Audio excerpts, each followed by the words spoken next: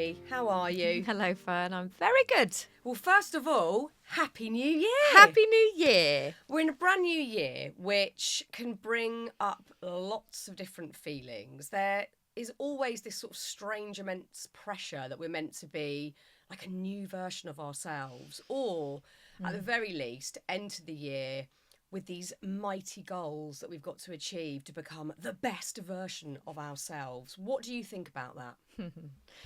Well, what do I think about that? I don't really go in for the new year. My feeling is just be more you, but remember what that actually means and use it as an opportunity to just maybe tap into what you love, tap into possibilities, like what you really are set on fire by in your life, and look at your vision.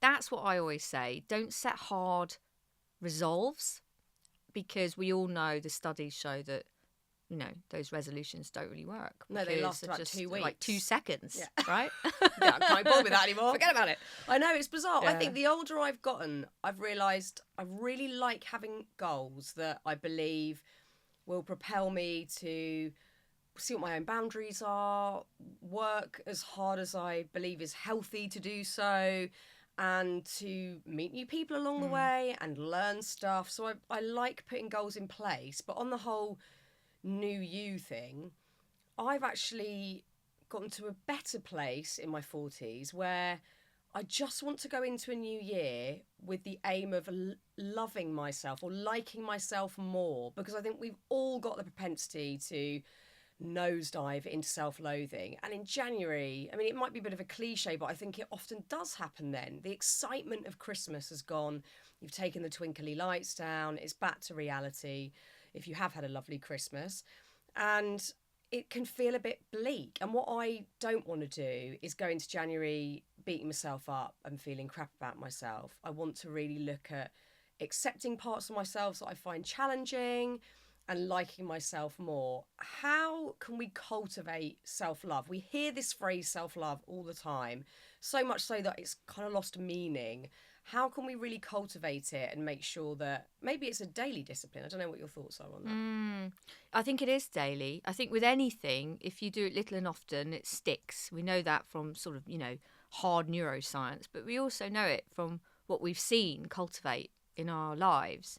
So I kind of think that at this sort of time, self-love is also about understanding, if you want to set a vision or a goal for your year, don't forget the missing piece, which is really, I call it energetics. And most goals and most resolutions and all of that, it doesn't account for your energetics. Energetics is sort of your emotions, right? It's your mindset, it's your beliefs. And most of those come from you, right? It's like the inner core of a circle. The very inner core of it is essentially what makes up you and your feelings about yourself, your feelings about your potential, your feelings about the possibilities of the world and how you can handle things. And I think really this is just a time to take stock of that and go, okay, yeah, like you say, how can I just connect to my own energetics in a different way, maybe this year, rather than thinking about all the other bits of life, which are really just the petals around the inner core of a flower, right? And if some of those petals go away, and they could stand for different parts of your life, goals, you know, traditional goals, then, you know, the core's still there. You still exist. And you can really hone on that, I think. And I think New Year's Day and a new year is just an opportunity to do that. Because that's what life's about. That is what life's about, isn't it? Yeah, and I think you have to, I guess, then look at self-belief. Because if you're sort of trying to cultivate a bit of self-love and acceptance as we go into the new year, but you have got some goals you'd like to achieve, whether that's personal, professional, relationship-wise, whatever it might be, it's all very well and good having a goal, but you've got to believe that you can achieve it or retain it, even if it is something really tiny that no one else would notice. That, like, for me, it is certainly that self-love piece. Yeah.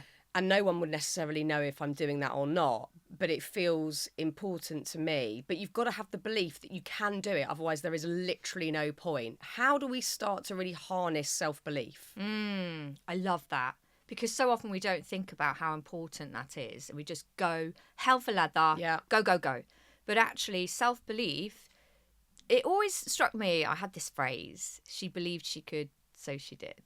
And it's used a lot now. But if you actually think about it, the opposite of that is also really important. You know, she believed she couldn't, so she didn't. Yeah. You know? And it's like, the thing for me, and as you know, right, from tapping, is really understanding out of, say, 100%, how much do you actually believe in what you're saying? So for me, why I did a lot with rapid tapping was like, what if I say an affirmation of something that I want, right? And don't acknowledge the way I feel about that affirmation. That is not going to be as good. It's not going to come to fruition. So for me, it's always like, set that first. Like, what do you want? Like, what do you want to feel? Your belief in that does come from yourself. That's where it all stems from. You hold on to that and you test it. And you go, okay, so out of 100, how much do I believe this? No judgment, just let's see where we are. And let's tap when we acknowledge and accept where we are.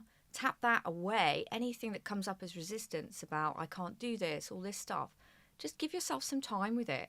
And then what happens is you do start to believe it and your scores do go up. And that, I think, is where I always go if I want to create something or, you know, have a goal or do something that feels a bit wild. So it's good to have almost a bit of a log as to how you're progressing with that. So you can notice there is incremental change because, you know, sometimes I get confused with this one because I think, right, if I don't believe that I can achieve something or there's doubt there, I'm wondering, am I meant to just be telling myself I believe even though I don't and sort of get myself used to the idea? Or is it kind of an incremental building block system? Yeah, I think it's both, actually. And if you look at sort of studies, and I'm really, you know, I like a bit of science as well as the spiritual me. If you look at that and you do repeat some information over and over again, it has a physical effect on you. And so we do know that, in fact, if you say something often enough, it is laying down new tracks, you know, new neural pathways. And that's important because of neuroplasticity. So if you think about the fact that we didn't think we could change the way that we believed and our brain was just like set and our mindset was set quite recently, you know, that is epic.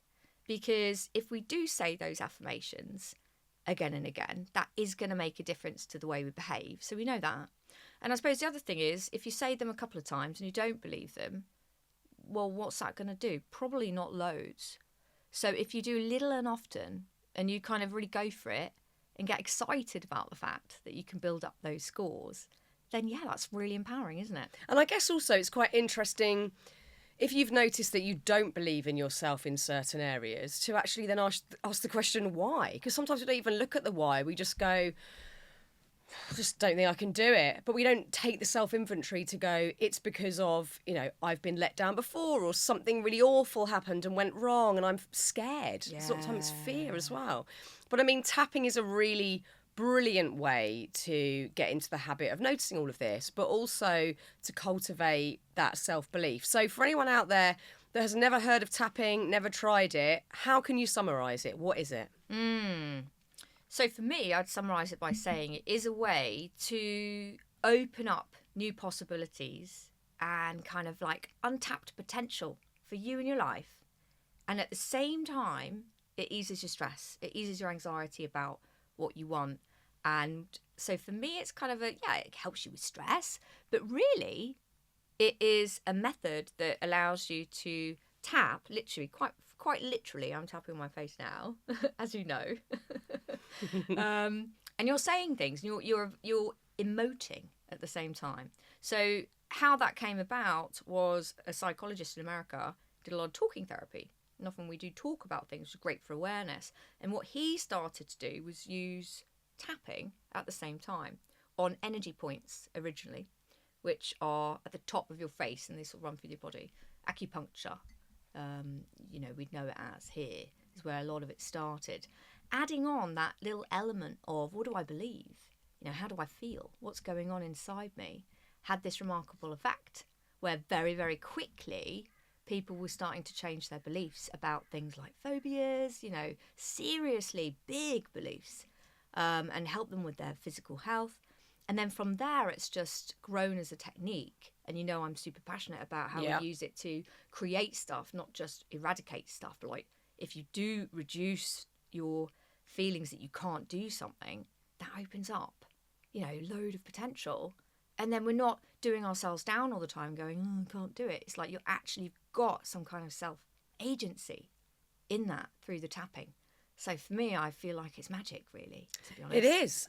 I mean, I've absolutely felt it myself and witnessed it with my son. We got my son doing it for a bit because his sleep was really bad, and it definitely helped him in that area.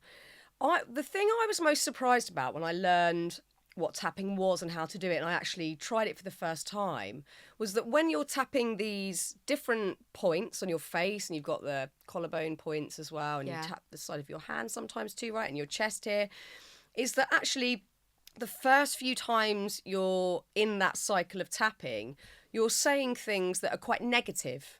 You're saying the fears, you're saying aloud the worries or the blocks, and then you override them with the positive. But I'm interested to know, why do you start in that way? Why do you go through the negatives or the fears or the worry first? Why is that important? It's such a good question, and I think this I'm obsessed with this because you can use it in two ways. So firstly, you say the negatives because you want to notice the feeling that is an attachment to something.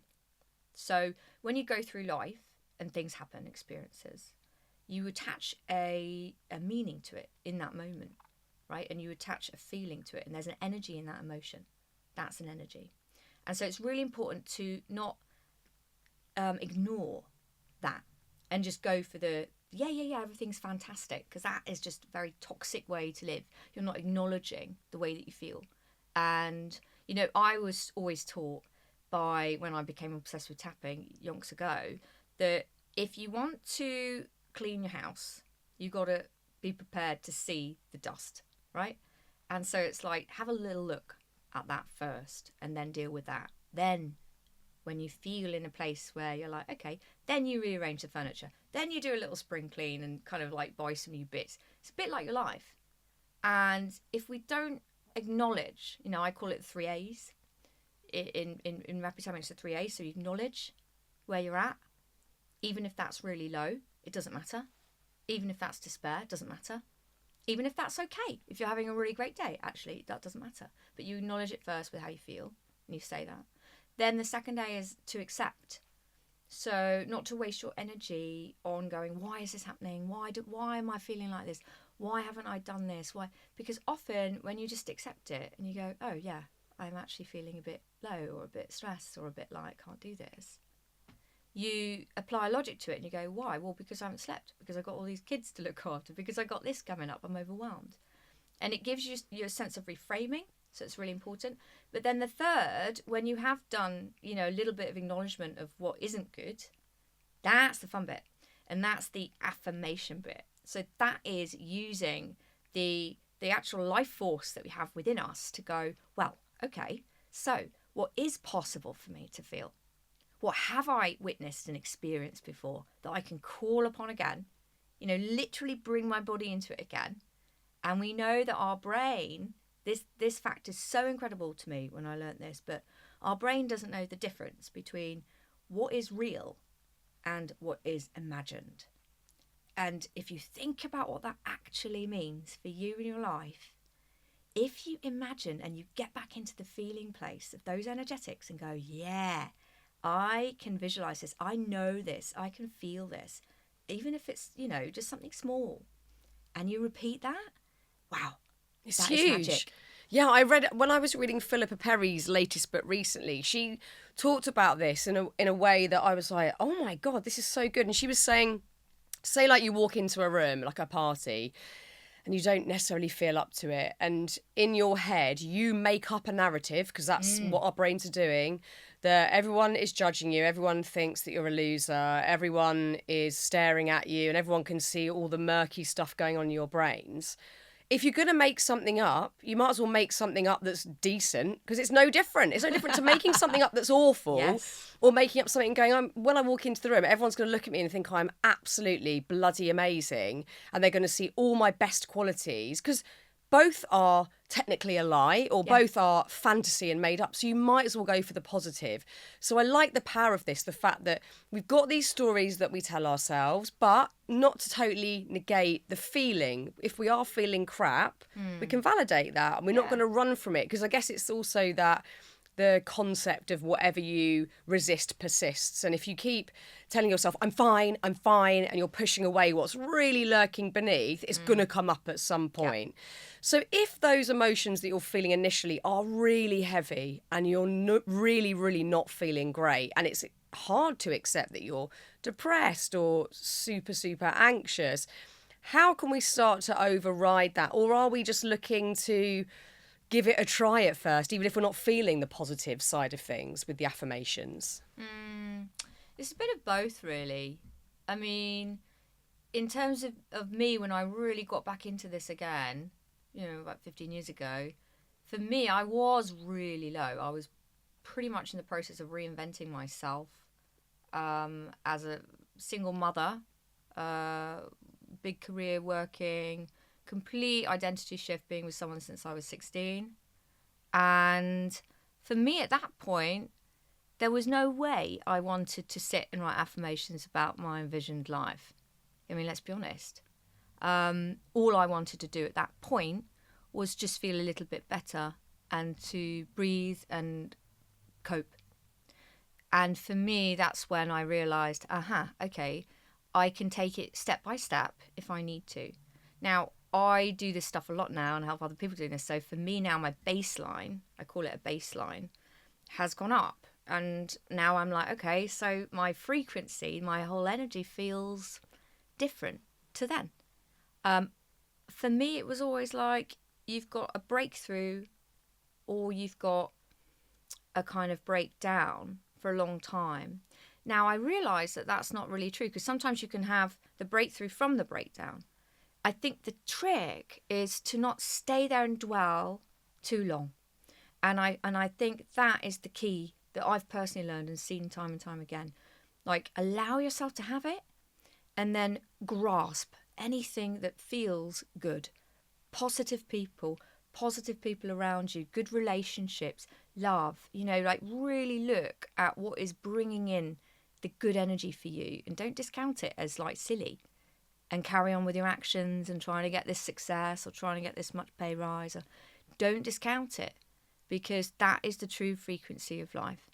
And so you never have to be scared of breaking down, as long as you know that you've got some tools to help you move up that ladder, move up that scale. Yeah. Yeah. I think, you're absolutely right. And again, like, I've heard so many stories on this podcast where people have hit rock bottom for various reasons, and I've certainly been there myself. And it can be one of the most game-changing experiences.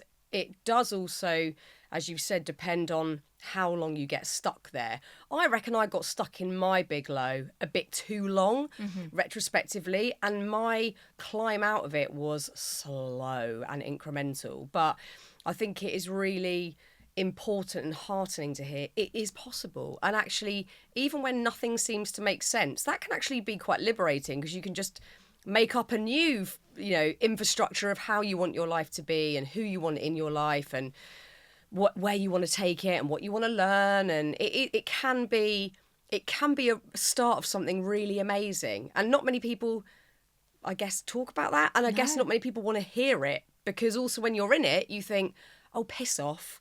I'm so low. You have no clue how low I am. Yeah. But many of us have been there, and many of us have very fortunately been able to incrementally climb out of it and see new possibilities. And tapping for you has been a huge game changer. So first of all, just tell us a little bit about your previous life, because you had a career very different to this. I did. Very different. Yeah. So I grew up in the West Country, and my previous career was in the Big Smoke in London. And I won a competition, actually, to get my first job, which was as a sort of creative intern. So I worked through that career as an ideas person. And I was a creative, like contributing to like growth strategies and running departments for big places, and that was really fun. So I worked latterly at Warner Brothers, and that was where I left and thought, do you know what? I am at the top of this game. I am at the top of this career. I know where it's going. I love it. I still love ideas.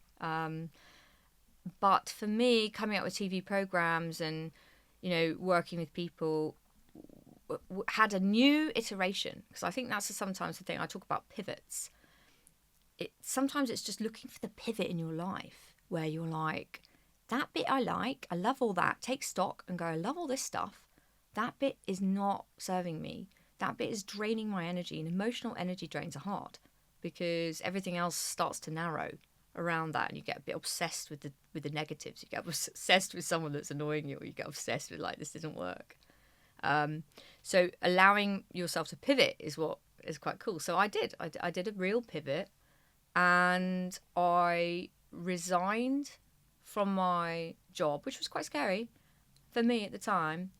I was the breadwinner. That was my thing. And I knew it was time. I just felt a bit of a calling.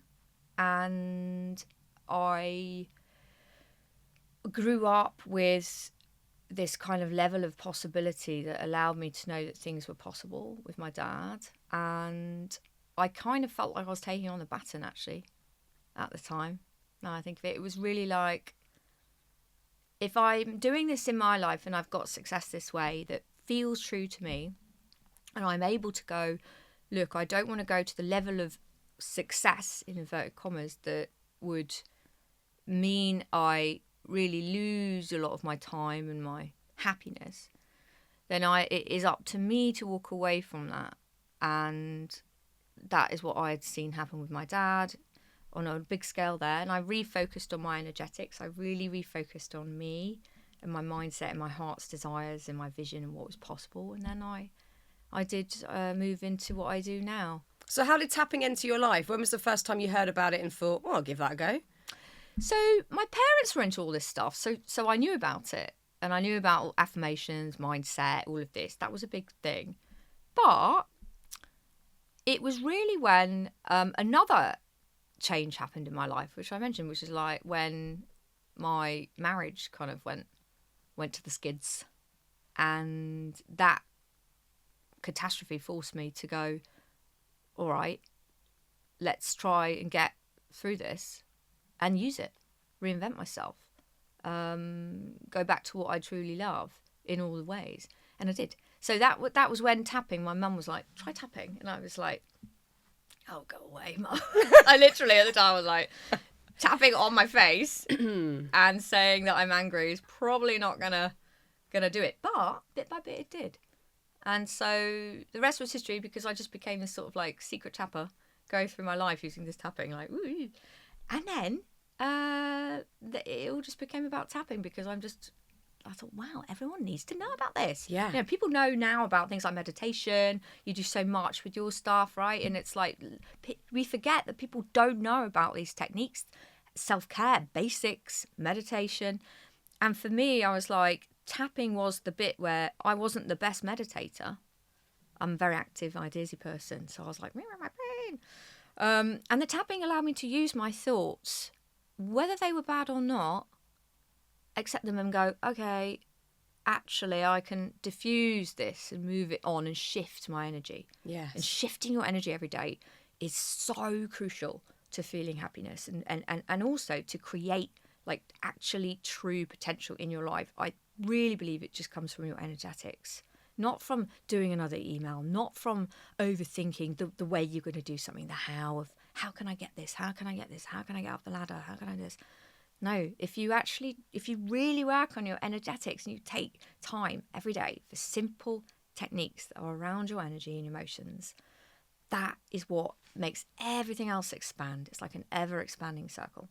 Yeah, we don't really ever prioritize our energy, and it's so huge because we have all been in a situation where we've met somebody new or we're talking to someone and you just feel like, I need to get away from this person, or you walk away and you feel absolutely drained. That is energy. We are all made of energy. There's energy transference every time we're talking to someone, hanging around with somebody. And equally, when we've hung out with someone and we feel boosted and we walk away just feeling buoyant and brilliant and boosted from the whole situation. So we go into perhaps a new year, like you said, thinking, I just need to work harder. I need to be more disciplined. I need to push myself even more, without looking at what energy am I giving off and actually what energy am I saving for myself. And tapping seems to be a real direct way of having the awareness of it, I guess. When we're tapping these different energy points, how is that helping teamed with the affirmation? What is that little magic situation between the two, the combination of the physical tapping and the affirmation that shifts something? Well, we know that sort of clinically it has an effect on stress. We know that it has a clinical basis, that it actually works through double-blind trials and things like that over the years. But the really interesting thing about tapping is no one really knows why. Now, I love that, because I share the same thing, that everything is energy. And so part of life is surrendering to the unknown. Surrendering to, how am I going to do that? How is that going to work? And what I think with tapping is, the funny thing is that actually your machines in science are pedaling to work out why something happens, which is great. But they've not always got the answers. But we do know that it works. Yeah. Yeah. So the really cool thing about it is we don't know. But we do know that there are some roots in sort of physical healing in terms of the acupuncture, acupressure, with the specific points. I like all the energy techniques. So you see me doing all the head hugs. We're doing like a lot of extra ones, because those ones really give you a boost of mood, and they align your energy and bring you back to center. They bring you back to present moment. And it really has an effect. Like, there's never been a time, never, which is quite an amazing thing, when anyone's gone, I feel worse. No. Ever. No, because often you'll say, right, where do you feel today, stress levels? And you might go 10. And then by the end of it, I've never ever gone to 11. It's always been less. It's always been 4, 3. Yeah. And I also like the fact that, we're all so desperate, aren't we, as humans, to go, but how? But how does it work? But there have been so many incredible studies that have been sort of data-led around even meditation, where they've done these en masse group meditations in areas where there's particular amount of crime or violence, and these group meditations en masse have somehow lowered, and this is not just me doing some out there weird chat, I've read an article in a magazine, these are data-led experiments where they've done these huge group meditations, and the violence and crime rate have lowered. And again, it's down to energy, and that's kind of inexplicable to the human brain, and we don't have the mental capacity to go, right, how does this work, and can you crunch some numbers for me here and write this out in a sum? It's an energetic transference that we can't get our heads around, and it's nice to have that bit of magic in the day. Like you've said, it seems incredibly important that there is discipline around it. And I think this is an interesting topic, again, going into the new year, where everybody wants to start a new thing or have a new habit or break habits that aren't serving them anymore. Discipline seems key. It's not the sexiest thing. It's not particularly exciting to be disciplined about something, but doing this daily seems to be key. Yeah, it's cumulative, like any habit. I think the cool thing around this time of year is looking at, I like that quote by Bruce Lee, right, which is basically you eliminate your way through life. And I think that's quite a cool way of looking at it. You don't always have to add more. You don't always have to do something new. What you could do, perhaps, is just focus on what you don't want to feel like and do something about that every day. So that, I think, is where tapping comes in.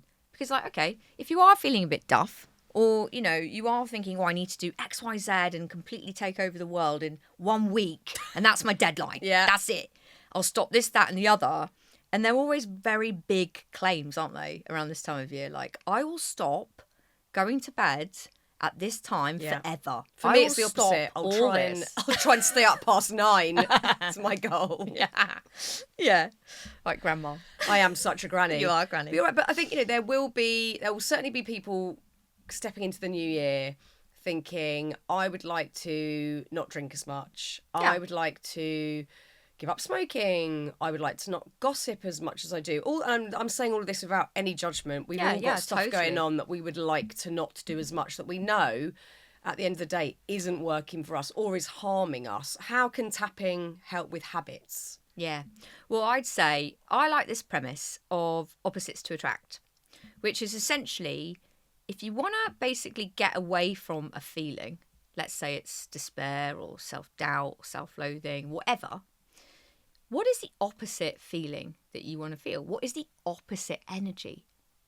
The feeling state, the belief that is in the absolute opposite spirit. So opposites to attract, if you think about attraction and energy, manifestation, all of that, which is my bag, then actually what you want is quite simple. It's not always actions and new habits. It's not always actually doing something. It's just identifying, discovering what's the opposite feeling, and then putting a little bit more focus and attention on that and intention on that allows you to vibrate with it, step into it, understand it, be it. Being around things that make you feel the opposite is really cool. Yeah. Yeah. And often, especially when we're starting a new year, having the awareness of things not being right can feel very heavy, especially when everyone is living their best life and they're all wearing their new active wear and drinking green juice, and you're still feeling awful and eating Quality Street on the sofa and really not feeling it. But actually, rather than this is what our very dear Happy Place friend Owen O'Kane was saying recently, is that all of those negative feelings, whether it's loneliness or, like you've said, despair or just a very, very low mood, rather than drowning in that and going, oh, well, this is just how I feel, alongside the acceptance of this is how I feel, you can go, yeah, okay, so there's obviously room for improvement. And what is the action to take me out of loneliness? There's always action. You could try and connect with an old friend if it's loneliness, or if it's very, very low mood, like you said, what is the one thing you can do to help you just take one step out of that? That low point means that there's definitely room for improvement and definitely the capacity for some action. It can be quite a liberating thing to realise that you've got more autonomy than you think you have. Yeah. And I think sometimes it's also giving yourself permission to go, well, what would happen if I just sat around all day and watched really funny films and made myself laugh? Because we know that is also a therapy in and of itself.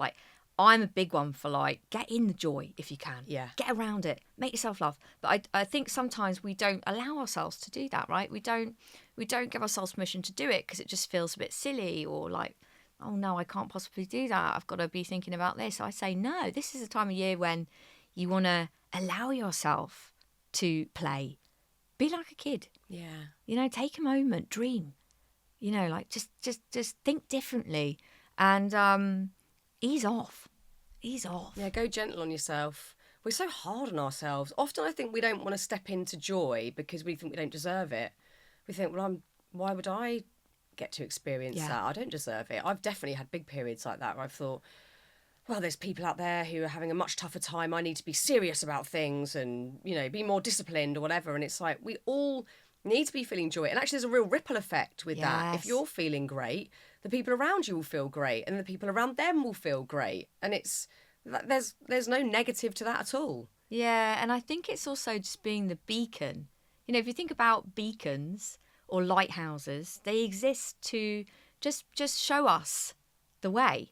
And I think so often we don't allow ourselves to be a beacon. I know I've struggled with that before. It's oh no, I better not talk about that. Ooh, I might make someone feel uncomfortable if I've had a success in that area or something's gone well.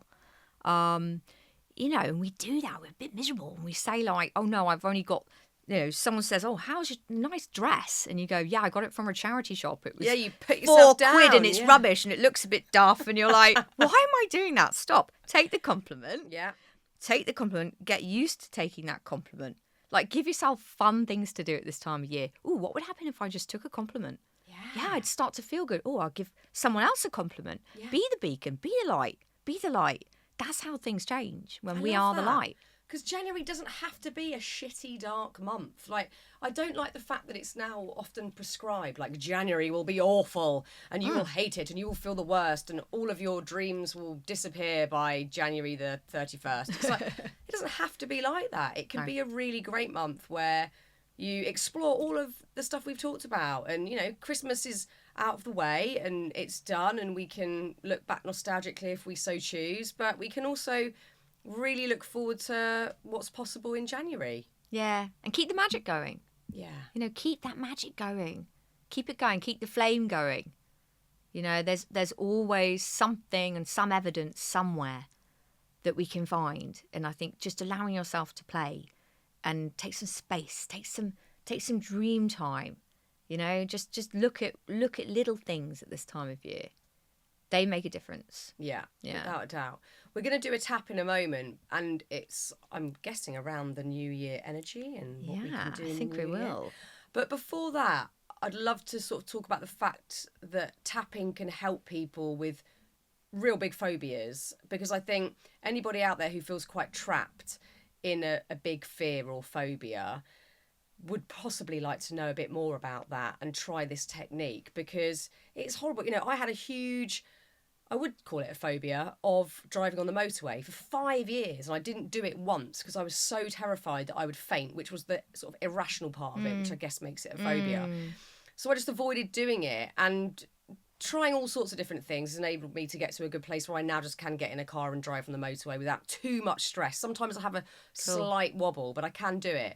But people have got phobias of all sorts of weird and wonderful things and feel like there is no way out. They're going to have to just get through life avoiding that thing. How can tapping help with phobias? Yeah, love this one.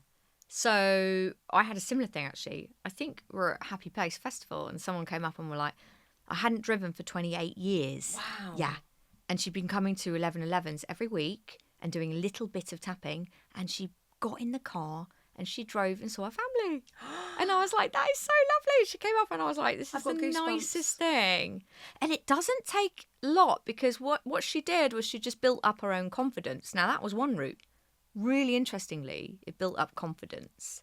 And you're visualising as well what is possible. Very important to do. Lessen the fear day by day. The other way of using it, and I had a big phobia of dogs, like really bad. And I got through it with mindset, but really it was the tapping that kind of freed me up from it. A bit like yours, right? So what I would suggest in that case is really go into the specifics around that fear and choose it as a memory, a really powerful one. So, for example, for me, it was like, if I go back, it was when I was about 5 and there was a dog that I loved and then it went for me, which was really not nice. Yeah. I was like, what? And the feeling that was attached to that for me was like a real confusion and a real betrayal.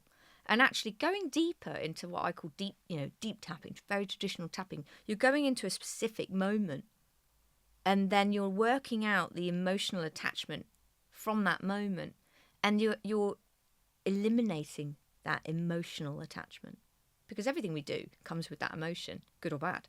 So you go back it. You can't like get rid of the memory, unfortunately, but you can now change your behaviour around whatever you're afraid of, whether it's sort of like, spiders or dogs or flying. I do a lot with flying. I mean, the thing about that is you can change it. It requires just a little bit of letting go. You're not so much in your conscious mind at that point, but you're going through the specifics again and you're tapping your way through it. And bit by bit, you're lessening that emotional intensity of when you say it. And then you go, well, I am a bit free from that now, because I can actually have a different life. I mean, for me, when I could walk with, I've got a dog now. My little doggy, he's so cute. But, I would never have thought that was possible back in, in the beginning times. And, so it's really cool to think about what's possible when you do that, and what would happen if you didn't have a phobia, using that time to go, what would I act like if I didn't have that phobia? what would be possible for me? And just really taking stock of all the things that could happen and affirming that, really starting with that. Because we don't often think about that. No. We just think about how bad it is and how bad we are for having it. I mean, I used to be like, oh no, this is so mean. Mean for my son, mean for the people around me. It's a nightmare. I would just obsess about how bad it was. And the minute I stopped doing that and using the tapping and then just keeping that updated with the tapping, because we're like a kind of human software. We've got a hard bit here and we've got a software inside, like a phone. You've got the case, you look after it. You don't want to drop it. But then inside you've got all these codings running. And some of them were like, I don't even want that app. I've had that app for 5 years. Yeah, it's I'm boring, still paying app. for that app and Yeah. it's daft. Get a better one. Get a better app. And that's what it's all about, I think, when you're doing your tapping. You're recoding and you're looking at what is in your software. And you're going, there's probably some bugs there. There's probably some things that have been knocking about too long. Maybe this is you. And I'm just like, do you know what? Nah, I'm over that. I'm going to do something about that and update it, I love the thought of what would I be able to do without the phobia? Because I think you're so right. I was so focused on the driving thing with, this is awful. Why am I such a freak? I'm just, everyone else can cope with this. I was so stuck in that. But if someone had asked me at that time, imagine what you could do if you didn't have that phobia. I'd be like, oh my God, I'd jump in the car straight away. I'd bomb down the motorway and go and see my mates Annabelle and Max. And then I'd go and see my mum and dad after that. I'd have a whole list of things. And I wasn't focused on the positives for a very, very long time. And I think that is game changing to see that there is possibility for freedom. You can achieve it. And actually to have it in sight is probably the most important starting point. Yeah, like anything at this time of year. Like that's real. That's why people do resolutions. Yeah. Because they want to go, what's possible? And, asking those questions and discovering like the benefit of having it is something that we sort of forget. Yeah. And it's like if you have an affirmation, let's say I want to step into amazing potential this year, possibilities this year. Well, what does that look like for you? What does that actually look like for you? What would it be like? What would it feel like? Who is it going to benefit? What would you be like if that happened for your family, for those around you? What could you offer? How would that change your perception of the world? How would the world change? And those are big, exciting things to do at this time of year. And we allow ourselves to just have a bit of a laugh with it. It's exciting. Yeah. Should we do a New Year's tap? Shall we? So for anyone who hasn't tapped, are we using all 4 fingers, 2 fingers? I've seen all sorts of different techniques. Yeah, I think with tapping, there are different techniques out there. So, I know my ones that I like to do. I like to use 2 hands and I like to use pretty much these inner 3, sometimes like all of them without the thumbs. But you can't really mess it up, I'd say, as long as you know the basics, the way it works. But for the purposes of this, we'll probably do, one of mine and do an affirmation, score it, and do the tapping all the way through the points with a few little energy techniques. So tell us where the points are for anyone that's not watching this on YouTube, who's listening to audio only. Yes. Obviously, don't be driving a car or operating machinery, I guess I meant to say. Like, be in a comfortable environment to have a go at doing this. But just talk us through each point so that we can get in a rhythm without you having to keep reminding everyone. Yeah, cool. So it's super simple. So we're going to start with our hands over our heart centre, one hand on top of the other. We're going to move out to sore spots and do a kind of butterfly out, push. This is where you kind of really rebalance your nervous system doing this. This is an energy technique, sore spots. So you'll find them when they're sore. That's right. They want to be a little tender. You're doing it now. A little tender. Yeah, I've so got 2 very tender points there. Little tender points. So that's when we do the 3 A's. So we're going to say, I feel because it is possible for me to, right? And then the tapping bit, 2 hands. You can start in between the eyebrow points and you can tap there. Traditionally, you'd tap for about 7-10 seconds and you'd do a little statement for each. But we'd go round like this, so side of the eyes and then under the eyes. Flutter a little bit there because it's don't want to drag your eyes. We don't need that bit. Don't need that bit. And then under the nose. That's it. And then chin in the middle bit. Yeah. All the way down, like lift your neck up a bit and then back down to where we started. Okay. Yeah, we might go a little bit on the head. So Just So 2 right points at the top of the there. head, crown of the Top head. of the head, yeah.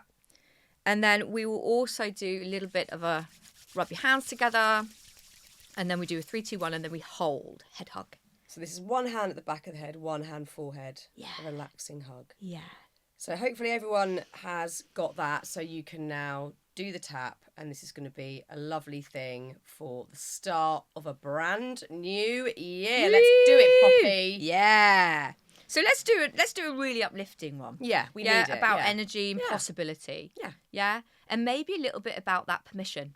Because I do think that's really important. So if we say, and it doesn't matter what the score is, but give it a score out of 100 straight away. And let's try it together. We'll do it together. So let's say this. I give myself permission for new possibilities. I give myself permission for new possibilities. And then just notice, out of 100, where are you at if you were going to just intuitively answer? I'm going to go, is this up to 10? 100. Oh, 100? For this one. I'm going to go 80. I'm feeling quite good That's about good. it. Yeah. Yeah, great. And you can start anywhere. If anyone's 20%, cool. If anyone's 95, cool. You can always go up. Yeah. So now we're going to just notice what it is that is not making it 100 for you. What is it? My blocks are always to do with outside opinion and second guessing what everyone else is going to say, that something I've done is rubbish or could have been better, and I'm constantly second guessing that, and I find it very hard to mitigate. So that is the 20%. Yeah. Okay. So let's do a little bit about that and the feelings within that as we move into the tap. And what would you say that feels like? So if you're going to go, I feel edgy. It's a very edgy feeling of anxiety that someone's going to attack me about it verbally or say something mean that then would make me feel foolish for believing that I had a chance to achieve whatever goal it was or to be excited about whatever's coming up. Yeah, that makes perfect sense. So we'll work with that, and then we'll aim with intention to get that score up by the end. Yeah? Okay. So moving to those sore spots and pushing in. Okay, and then just noticing your breath here. Very often we're not breathing. Yeah, I wasn't. So just take a deep breath in through your nose. Let it out through your mouth. We'll just drop in to your body a little bit more as we do this. And then you can just say this. I feel a bit edgy. I feel a bit edgy. When I think about all my possibilities this year. When I think about all my possibilities this year. Because I'm wondering if I can really do it. Because I'm wondering if I can really do it. And I'm thinking about other people. And I'm thinking about other people. And that's okay. That's okay. That might happen. That might happen. Just a human being. Just a human being. And we always have those kind of thoughts. We always have those kind of thoughts. But it is possible for me. It is possible for me. To just let go a bit. To just let go a bit. Be a bit more me. Be a bit more me. Notice myself. Notice myself.